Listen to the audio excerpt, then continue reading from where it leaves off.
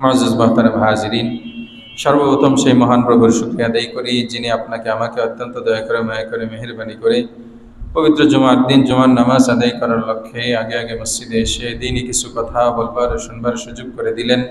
সেই মহান প্রভুর প্রতি অন্তরস্থল থেকে কালিমাতু শুকর জবান খুলে ভক্তি সহকারে সমস্যারে সুউচ্চ কণ্ঠে আলহামদুলিল্লাহ। গত সপ্তাহে আলোচনা চলতেছিল কিভাবে নিজেকে গুনাহ মুক্ত রাখা যায় এবং কিভাবে নিজেকে আমলওয়ালা বানানো যায়। বলে আমলওয়ালা বানাতে হলে একটা গুণ আমাদের ভিতরে আসতে হবে, সেটা হলো আল্লাহর ভালোবাসা। আল্লাহর কি ভালোবাসা। আর গুনাহ মুক্ত কিভাবে থাকা যায়, বলে আল্লাহর প্রতি ভয়, অন্তরের ভিতরে ভয় আমাদের আনতে হবে। বলে আল্লাহর প্রতি ভালোবাসা কিভাবে আসে, বলে আল্লাহর প্রতি ভালোবাসা আসার পদ্ধতির ব্যাপারে আবরুল হক সাহেব রহমতুল্লাহি আলাই ওনার কিতাব তুহফায়ে আবরারের ভিতরে লেখেন চারটা গুণ, মোটামুটি 5টা গুণ অর্জন করতে হয়। কয়টা? 5টা। 1 নাম্বার, আল্লাহ তাআলা কর্তৃক আমাদেরকে যেই নিয়ামত রাজি দান করেছেন, অসংখ্য নিয়ামতে ডুবিয়ে রেখেছেন, সেগুলোর কথা স্মরণ করা। মনে আছে তো? 2 নাম্বার, ইবাদতের সময় সওয়াবের নিয়তের সাথে সাথে আল্লাহ তাআলার কাছে এটাও নিয়ত করা, আল্লাহ এই আমলের বিনিময়ে হলেও আপনার ভালোবাসা আমার দিলের ভিতরে ঢুকিয়ে দেন। সুবহানাল্লাহ।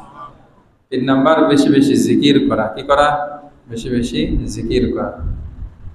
হযরত লেখেন 3টা জিকির করা। একটা হলো ইস্তেগফার, কতবার? 100 বার। দরুদ শরীফ 100 বার। কথাটা বুঝে গেছে? কালেমা তাইয়্যিবা লা ইলাহা ইল্লাল্লাহ, লা ইলাহা ইল্লাল্লাহ, লা ইলাহা ইল্লাল্লাহু মুহাম্মাদুর রাসূলুল্লাহ সাল্লাল্লাহু আলাইহি ওয়াসাল্লাম।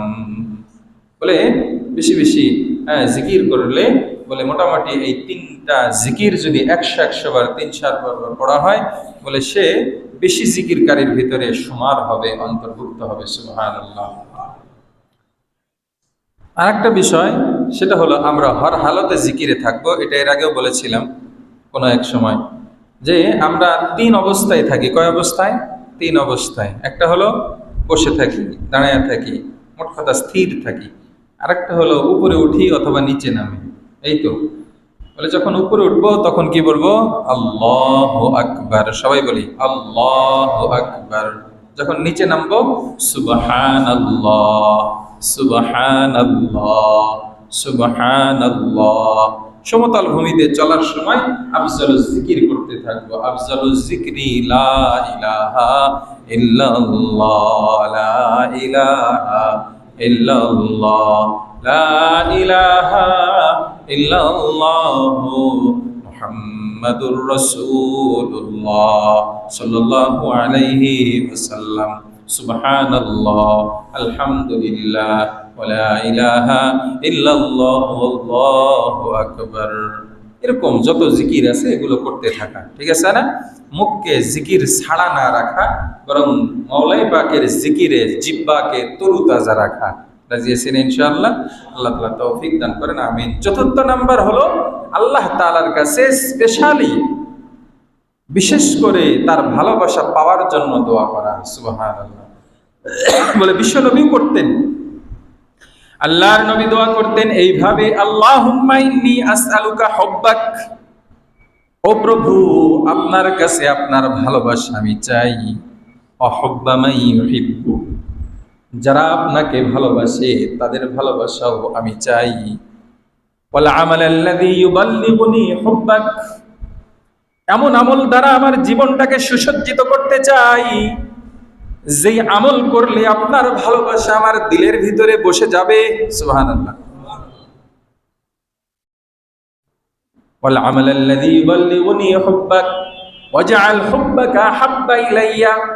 ও প্রভু, আপনার ভালোবাসা আমার কাছে গুরুত্বপূর্ণ বানায়া দেন, আমার কাছে বেশি প্রিয় বানায়া দেন। মিন নাফসি, ওয়া আহলি, আমার নিজের জীবনের থেকেও, আমার পরিবার পরিজন থেকেও, অমিনাল মাইল বারিদ, বলে গ্রীষ্মকালে গরমকালে যখন মানুষের পানির প্রতি আগ্রহটা বেড়ে যায়, পানির জন্য মানুষ যখন হাহাকার করতে থাকে, বলে ওই টাইমের ভিতরে মানুষের পানির প্রতি যেই আগ্রহটা তৈরি হয়, বলে ওর চাইতে বেশি আপনার প্রতি ভালোবাসার মাত্রাটা আমার বাড়িয়ে দেন।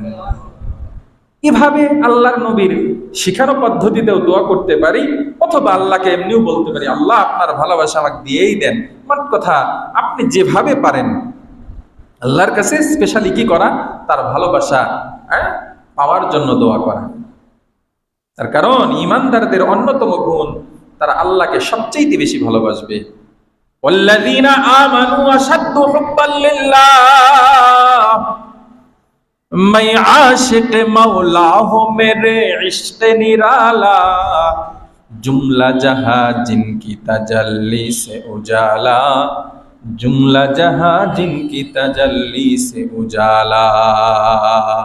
আল্লাহর এক আশিক বলেন, আমি হলাম আমার মাওলাই পাকের আশিক, বলে যার তাজাল্লি দ্বারাই তো সমস্ত জাহান আলোকিত। সুবহানাল্লাহি ওয়া বিহামদিহি। হ্যাঁ, মাওলাই পাকের ইশক দিলের ভিতরে তৈরি যদি হয়ে যায়, তাহলে ইবাদতের স্বাদ পাওয়া যাবে। গুনাহের প্রতি অনাগ্রহ, গুনাহের প্রতি নিফরত এবং ঘৃণা দিলের ভিতরে তৈরি হয়ে যাবে। নেক কাজের প্রতি ভালোবাসা, নেক কাজের প্রতি আগ্রহ, উদ্দীপনা অনেক গুণ বেড়ে যাবে। বলে পঞ্চম নাম্বার গুণ যেটা অর্জন করতে হবে, বেশি বেশি আম্বিয়া কেরামের জীবনী আমাদেরকে পড়তে হবে। আম্বিয়া কেরাম কিভাবে আল্লাহর ভালোবাসাকে প্রাধান্য দিয়েছেন, বলে হযরত নূহ আলাইহিস সালাম আল্লাহর ভালোবাসায় সন্তান কানানকে দূরে সরায় দিয়েছেন, আল্লাহর ভালোবাসাকে প্রাধান্য দিয়েছেন। কথা বলেন ঠিক কি না? হযরত লূত আলাইহিস সালাম তার বিবির ভালোবাসাকে বাদ দিয়ে বিবিকে ফালায় দিয়েছে। হযরত ইব্রাহিম আলাইহিস সালাম নিজের কলিজার টুকরা সন্তান, একমাত্র সন্তানকে আল্লাহর রাহে কুরবানি করার জন্য সর্বভাবে তার সাধ্যের সর্বোচ্চ দিয়ে কুরবানি করার চেষ্টা করেছেন। এই জন্য আল্লাহওয়ালাদের জীবনেও আমাদেরকে তালাশ করে পড়তে হবে, সাহাবায়ে কেরামের জীবনেও আমাদেরকে পড়তে হবে। সাহাবায়ে কেরাম রিজওয়ানুল্লাহি আলাইহিম আজমাইন ওনাদের জিন্দেগীর সব কিছু ত্যাগ করেছেন আল্লাহর রাসূলের ভালোবাসায়। বলে আউলিয়া কেরামের জীবনী, নবীদের জীবনী, সাহাবাদের জীবনী, এগুলো যদি আমরা পড়তে থাকি, তাহলে আমাদের ভিতরে আল্লাহর প্রতি ভালোবাসা তৈরি হবে। এজন্য হেকায়েতে সাহাবা বারবার পড়া উচিত। হেকায়েতে আউলিয়া কেরামের জীবনী বারবার পড়া উচিত। বিশ্বনবীর জীবনী, অন্যান্য আম্বিয়া কেরামের জীবনীগুলি পড়া উচিত। কি বলেন? যারা জেনারেল শিক্ষিত আছে, হুমায়ুন আহমদের জীবিত থাকা অবস্থায় কোন বইটা কবে বের হয়, লাইব্রেরির যা খবর রাখে, নতুন বই বের হয়েছে নাকি, আগ্রহ নিয়ে পড়ে। অনেক নাম করা ওনাদের তো নামও জানি না সঠিক। বাংলা সাহিত্যিক যারা বিভিন্ন নভেল বই বের করে, উপন্যাস বের করে, অপেক্ষায় থাকে ওই লেখকের ওই উপন্যাস কবে আসবে। মুসলমান, আজ আমরা ইসলাম থেকে দূরে, ইসলামের ইতিহাস আজ আমার জানা নাই, তাই আমরা ওইদিকে চলে যাচ্ছি। আল্লাহ পাক আমাদেরকে সহি সমঝ দান করে, আমিন। বলে তোহফায়ে আবরারের ভিতরে হাকিমুল উম্মত মুজাদ্দিদুল মিল্লাত হযরত শাহ আশরাফ আলী থানভী রাহমাতুল্লাহি আলাইহির অন্যতম খলিফা আবরারুল হক সাহেব রাহমাতুল্লাহি আলাইহি লেখেন, কোন ব্যক্তির অন্তরে যদি আখিরাতে আল্লাহর ভয় পয়দা করতে চায়, তাহলে কয়েকটা বিষয় তার ভিতরে আনতে হবে। তার ভিতরে এক নাম্বার হলো মৃত্যুকালীন অবস্থা সম্পর্কে তার বারবার নিজেকে স্মরণ করাতে হবে। মৃত্যুর সময়টা কত কঠিন হবে, মৃত্যুর সময়টা কত বিপজ্জনক অবস্থা হবে, সাকারাতে মউতটা কত কঠিন হবে, এই কথাটা সদা সর্বদা স্মরণ করতে হবে। আল্লাহর নবী হাদিসেও তো আমাদেরকে বারবার মৃত্যুর কথা স্মরণ করার জন্য আদেশ করেছে। আকসিরু যিকরা হাযিমিল লাযযাত আল মাউত। ও আমার উম্মতেরা রে, আল্লাহর নবী বলেন, ও আমার উম্মতেরা, তোমরা বেশি বেশি সমস্ত স্বাদকে নিঃশেষকারী, সমস্ত স্বাদকে ধ্বংসকারী মৃত্যুর কথা বেশি বেশি স্মরণ করো। তার কারণ হলো মৃত্যুর কথা মানুষকে আখিরাতমুখী করে দেয়। তার কারণ হলো কোনো মানুষ যদি এটা 100% বিশ্বাসের ভিতরে রাখে, আমার এখন মৃত্যু হয়ে যেতে পারে। আমি দোকানদারি করতেছি, দোকানদারি করতে করতে মানুষ মারা গেছে কি যায় নাই? পৃথিবীর এরকম ইতিহাস নাই দোকানদারি করতেছে করতে করতে মারা গেছে? অফিসের ভিতরে ডিউটিরত অবস্থায় মানুষ মারা গেছে এমন ঘটনা নাই? আছে। নামাজ পড়তে পড়তে মুসল্লি ইন্তেকাল করে চলে গেছে, নামাজ পড়তে পড়তে ইমাম সাহেব খতিব সাহেব মারা গেছে, এমন ঘটনা আছে। তার মানে আমি আর আপনি, এমন পরোয়ানা আমার আপনার উপর জারি হয়ে আছে, যে কোনো মুহূর্তে আমার আপনার মৃত্যু সামনে চলে আসতে পারে। এই বিশ্বাসটা যদি 100% আমার আপনার ভিতরে আনতে পারি বলে, তাহলে অটোমেটিকলি আল্লাহর প্রতি ভয় দিলের ভিতরে তৈরি হয়ে যাবে। মৃত্যু যারা অত্যন্ত সহজ মনে করতেছেন, না, মৃত্যু এত সহজ না, মৃত্যু অত্যন্ত কঠিন। বলে আম্মা জান আয়েশা সিদ্দিকা রাদিয়াল্লাহু তাআলা আনহা বলেন, বিশ্বনবীর যখন মালাকুল মউত চলে আসছে মৃত্যুকালীন অবস্থায়, তার কষ্ট দেখে আল্লাহর নবীর বিবি বলতেছেন, আমাদের মা আম্মা জান আয়েশা সিদ্দিকা রাদিয়াল্লাহু তাআলা আনহা বলেন, আল্লাহর নবীর মৃত্যুর সময় যদি এই পরিমাণ কষ্ট হয়, না জানি সাধারণ মানুষের মৃত্যুটা কত কঠিন হবে।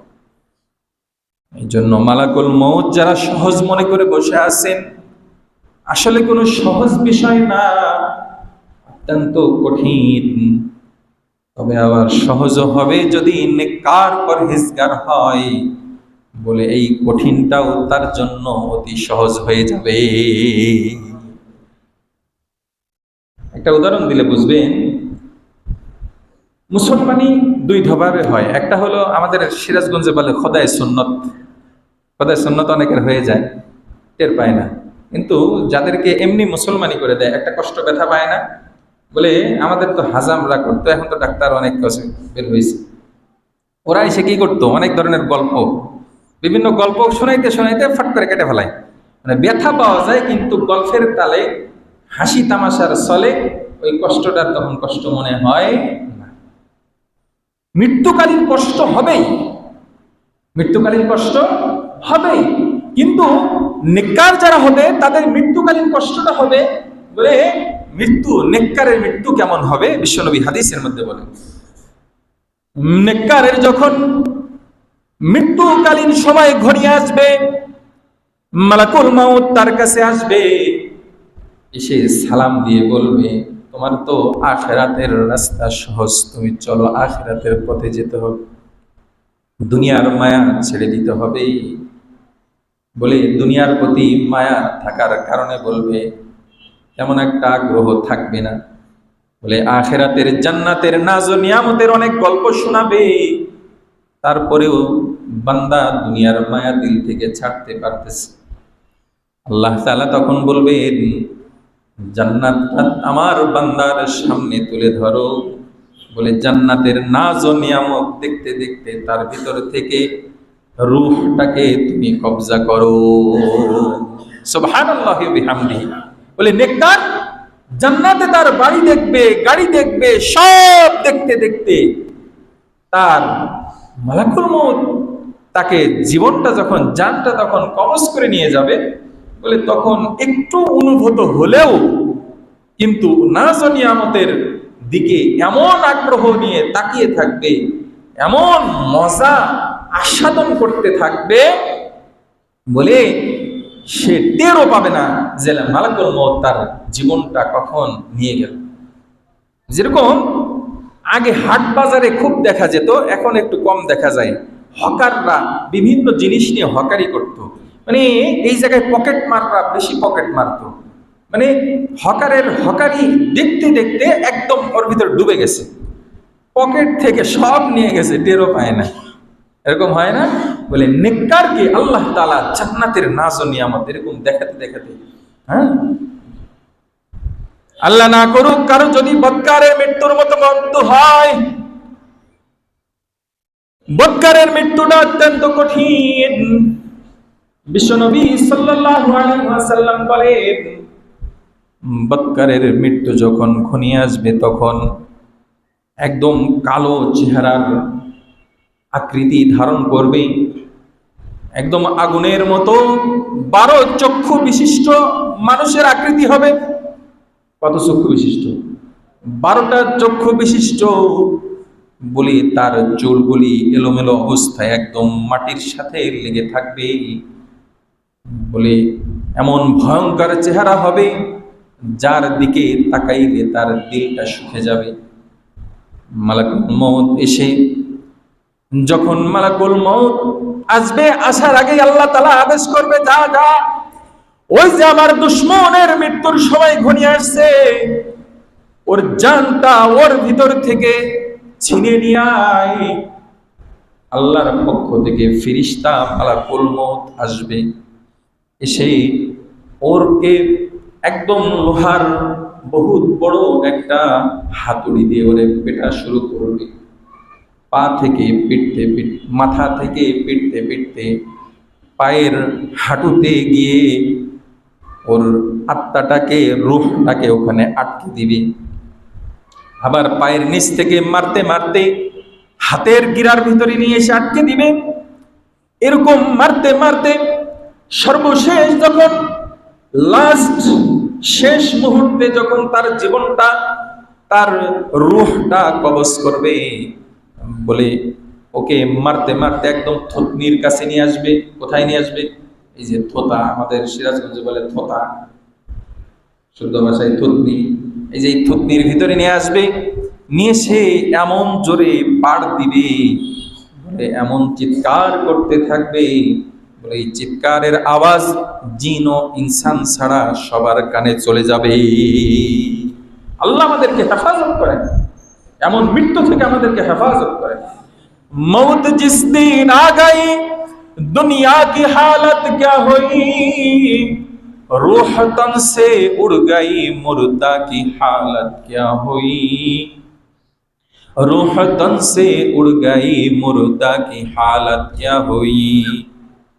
बाप भाई माओ बहिन फर्जंद जन और यारे गार, आशिको माशुक नौकर बंदाए खिदमत गुजार, आशिको माशुक नौकर बंदाए खिदमत गुजार। काम आने का नहीं हर एक जुदा हो जाएगा, बल्कि एक एक गज़ब जिनका दुश्मन हो जाएगा। আল্লাহর এক ওলি বলেন, মউত যেদিন চলে আসবে দুনিয়ার অবস্থা ভয়াবহ হয়ে যাবে, দুনিয়ার কোনো কিছুই তার আর কাজে আসবে না। বলে তার পরিবার পরিজন কাজে আসবে না। ভাই বলেন, বোন বলেন, বন্ধু বলেন, বান্ধব বলেন, মৃত্যু এমন একটা জিনিস, মৃত্যুর মাধ্যমে ভাই ভাইয়ের থেকে ছিনিয়ে নিয়ে যায়, স্বামী থেকে স্ত্রীকে ছিনিয়ে নেয়, স্ত্রী থেকে স্বামী ছিনিয়ে নেয়, বন্ধু থেকে বন্ধুকে ছিনিয়ে নেয়, ওস্তাদ থেকে ছাত্রকে ছিনিয়ে নেয়, ছাত্র থেকে ওস্তাদকে ছিনিয়ে নেয়। বলে মৃত্যু এমন একটা সত্য জিনিস, বলে পৃথিবীর বুকে প্রত্যেকটা জিনিস নিয়ে মানুষের ভিতরে মতানৈক্য আছে, আছে না নাই? সব বিষয়ে মতানৈক্য। আমার জামার কালারটা কেমন হবে, বলে আমার যেই কালারটা সবচেয়ে চয়েস আর একজনের কাছে এটা সবচাইতে বিশ্রী কালার। কি বলেন? আমার কাছে সবচাইতে যেই খাবারটা ফেভারিট, যে খাবার সামনে আসলে আর মাথা মোথা ঠিক থাকে না, অন্য সময় যদি এক প্লেট খাই, ওই খাবার আসলে 3 প্লেটের নিচে হয় না, অথচ আরেকজনের কাছে ওই খাবার কাছে আসলেই বমি বমি আসে। কি বলেন? এরকমই তো বাস্তবতা। কথা বুঝেন নাই আপনারা? এখন তো ফেসবুক অনলাইনের যুগের কারণে দেখবেন আপনার এই যে চায়নারা একদম তাজা তাজা এই যে আপনার কি যেন বলে বিচ্ছু, সাপ, এগুলো কামড়ায় কামড়ায় খাচ্ছে। হ্যাঁ, এরকম দেখা যায় না? অনেকে এরকম খায়। তো এই যে খাচ্ছে, ওটার কাছে খুব মজা লাগতেছে, কিন্তু আমাদের দেখেই কি লাগে? বমি এসে যায়। তার মানে খাবারের ক্ষেত্রে এক একজনের রুচি এক এক রকম, রুচির ভিন্নতা। বিল্ডিং একটা করা হবে বলে এর নকশাটা কেমন হবে একজন আরেকজনের সাথে মেলে না। প্রত্যেক কাজের ভিতরে মতানৈক্য, কিন্তু একটা জায়গায় সবাই একমত, সেটা হলো মৃত্যু আমাদের সবার অবধারিত। মৃত্যু থেকে অতীতেও কেউ বাঁচতে পারে নাই, আমরা যারা আছি আমরাও কেউ বাঁচতে পারবো না, কিয়ামত পর্যন্ত যারা আসবে কেউ বাঁচতে পারবে না। বলে মৃত্যু এত সত্য হওয়া সত্ত্বেও মৃত্যুর ব্যাপারে এরকম অগাধ বিশ্বাস থাকা সত্ত্বেও আমরা মৃত্যুকে এমন ভাবে ভুলে থাকি, মনে হয় মারা যাবে অন্য সবাই, আমি ছাড়া। কি বলবে? বলে আমার এমন একটা ভাব, আমি যদি সংসারে না থাকি তাহলে আমার সংসারটা অচল হয়ে যাবে। আমি যদি আমার চাকরিতে দায়িত্বরত না থাকি, আমার অফিস, আমার জায়গা মনে হয় অচল হয়ে যাবে। কিন্তু একবারও চিন্তা করি না, আমি না থাকলেও আমার স্থানগুলি শূন্য থাকবে না, বরং ওই স্থানগুলি আগের মতো অথবা তার চেয়ে ভালো অথবা একটু খারাপ সেভাবে চলতেই থাকবে, গতি কোনোটার থামবে না। কি বলেন? অনেকের ফ্যামিলিতে এমন আছে যুবক অবস্থায় মারা গেছে, সবাই আফসোস করতেছে, হায় আফসোস, এই ফ্যামিলিটা এখন কেমনে চলবে? আল্লাহ চালায় না, অমনি চালায়। তার মানে আমার আপনার ছাড়াও পৃথিবী সচল থাকবে, কিন্তু আমি আর আপনি যদি আখিরাতটাকে ভুলে যাই তাহলে আমার আপনার আখিরাতটা অচল হয়ে যাবে। এই জন্য সাবধান, মৃত্যুর কথা সদা সর্বদা স্মরণে রাখবেন। পৃথিবীতে যদি থাকার অনুমতি থাকতো, পৃথিবী যদি থাকার জায়গা হতো, তাহলে আল্লাহ তাআলা তার প্রেরিত রাসূল এবং নবীগণকে মৃত্যু দিতেন না, তার কাছের বান্দাগুলিকে মৃত্যু দিতেন না। আলা ইন্না আউলিয়া আল্লাহ লা খাউফুন আলাইহিম ওয়া লা হুম ইয়াহজানুন। যে সমস্ত আল্লাহর ওলি, যাদের ব্যাপারে আল্লাহ বলেন যাদের কোনো টেনশন নাই, ভয়ের কারণ নাই, তারা কিন্তু মৃত্যুর কোলে ঢলে পড়তো না। মৃত্যু থেকে ক্ষমতা দিয়ে যদি বাঁচা যেত, বাচ্চা সেকেন্দার, সে কিন্তু সারা জাহানের বাচ্চা ছিল, বাচ্চা লোকমান। সুলাইমান আলাইহিস সালাম, ওনার বাদশাহী শুধুমাত্র মানুষের উপর চলছে তাই না, বরং জিন, ইনসান, বাতাস, অন্যান্য মাখলুকের উপরও তার রাজত্ব চলেছে। তারপরেও মৃত্যু তাকে ছাড়ে নাই, মৃত্যু থেকে বাঁচার কোনো উপায় নাই। তাই তো বড়রা বলেন মৃত্যু থেকে বাঁচার কোনো উপায় নাই, কিন্তু মানুষ মৃত্যু থেকে বাঁচার চেষ্টা করে। বলে মৃত্যু থেকে চেষ্টা করে কেউ বাঁচতে পারবে না, তবে জাহান্নাম থেকে চাইলে চেষ্টা করে বাঁচার উপায় আছে, কিন্তু জাহান্নাম থেকে বাঁচার জন্য চেষ্টা মানুষ করে না। একটু গভীরভাবে একা একা যখন থাকবেন, একটু মাঝে মাঝে ফিকির করেন, নিজের লাইফস্টাইল নিয়ে, নিজের জীবন ব্যবস্থা নিয়ে, জীবনের গতি নিয়ে ফিকির করবেন। আপনি কি চোখ, আপনি কি চতুষ্পদ প্রাণীর মতো যে খাও দাও ফুর্তি করো, দুনিয়াটা মস্ত বড়? পশু পাখি তাদের কাজ হলো খাবে, পায়খানা করবে আর ঘোরাফেরা করবে, তাদের জৈবিক চাহিদা মিটাবে। দিন শেষে তাদেরকে জব করে আমরা গোশত ভাগ করে খাবো। আমরা মানুষ, আমাদেরকে কিন্তু এই চিন্তায় বসে থাকলে হবে না। তার কারণ হলো আমার আপনার আশাটা কিন্তু নিজের ইচ্ছায় হয় নাই, আমার আপনার জন্যই আল্লাহ পাক রব্বুল আলামিন এই জাহান, এই সমস্ত জগৎটাকে তৈরি করেছেন।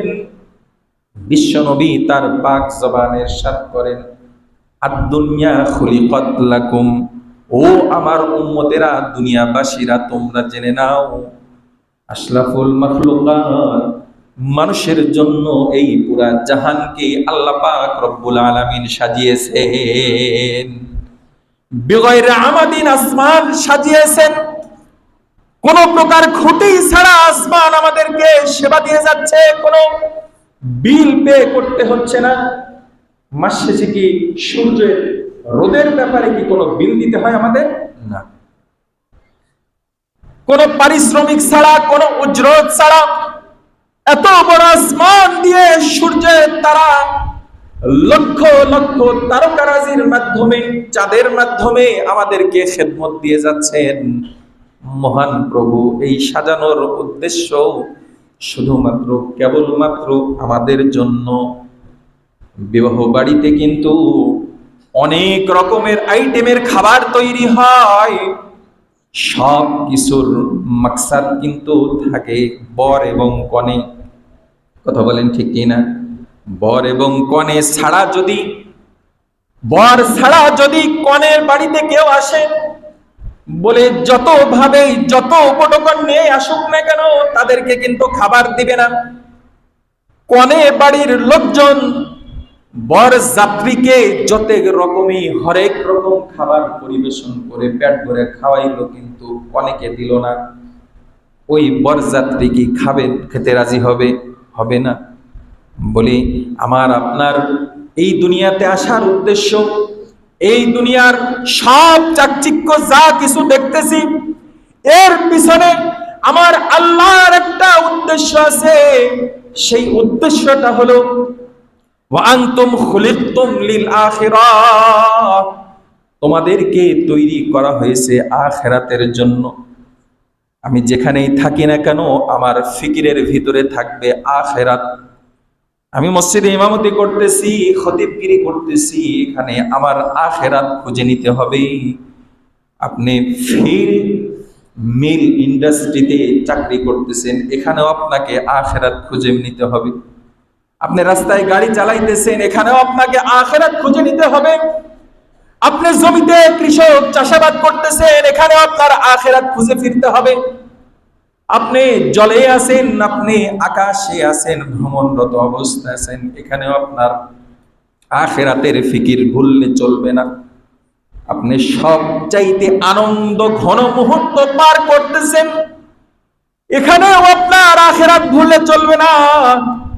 আপনি আপনার লাইফের সব চাইতে কঠিন দিনগুলি পার করতেছেন, চিন্তার সময়গুলি পার করতেছেন, কষ্টের সময়গুলি অতিবাহিত করতেছেন। এই কষ্টের সময়ও আপনার আখিরাতকে ভুললে চলবে না, বরং সুখের সময়ও আমার আল্লাহর রেজা মন্দির ফিকির আমার দিলের ভিতরে রাখতে হবে। বলে যখন আমি কষ্টে আছি তখনও আমার মাওলাই পাকের রেজা মন্দির ফিকির দিলের ভিতরে রাখতে হবে। মোট কথা আমাকে মনে করতে হবে আমি হলাম সামান্য কিছু সময়ের অতিথি, আমার মূল জিনিসটাই হলো আখিরাত। এই জন্য দুনিয়াতে যেভাবেই থাকি না কেন, মৃত্যু আমার অবধারিত। এই মৃত্যুর কথা স্মরণ যদি আমি যথাযথভাবে করতে পারি, তাহলে আমার ভিতরে আল্লাহর ভয় পয়দা হয়ে যাবে। সুবহানাল্লাহ।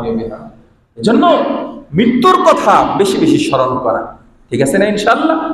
কবরের কথা বেশি বেশি স্মরণ করা, হাসরের কথা বেশি বেশি স্মরণ করা।